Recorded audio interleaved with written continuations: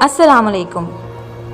کتنا کچھ ہونے کے بعد، کتنا کچھ سہنے کے بعد، کتنا کچھ کھونے کے بعد، مصلحت، مایوسی، تنہائی، یقین، صبر، احترام، دعا اور انتظار کے بعد سجدہ کرنا سکھایا جاتا ہے۔ میں اس سجدے کی کیفیت الفاظ میں کبھی بیان نہیں کر پائی۔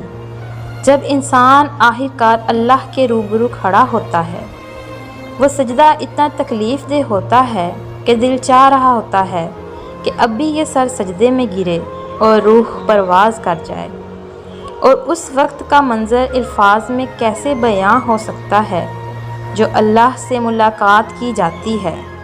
ندامت سے بھری آنکھیں اور شرم سے بھرا دل اس کے سامنے کھول کر رکھ دیا جاتا ہے۔ آنکھوں سے رواں آنسو اور صبر کی کیفیات سنائی جاتی ہیں، جب نہ دائیں جانب کوئی شخص ہوتا ہے نہ بائیں جانب، چار سو اللہ کی آغوش محسوس ہوتی ہے، جیسے اسے زور سے گلے سے لگا رکھا ہو۔ جب الفاظ کی لمبی فہرست بھی ختم ہو جاتی ہے اور خاموشی سے روح لرز اٹھتی ہے، جب دعا کے لیے ہاتھ اٹھانے کی بھی ہمت نہیں رہتی، بس پھر اس آخری مرحلے پر پہنچ کر رب مل جاتا ہے۔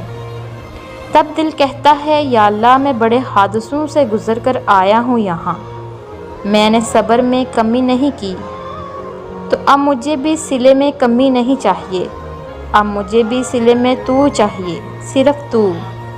بس پھر وہ مل جاتا ہے اور سب مکمل ہو جاتا ہے۔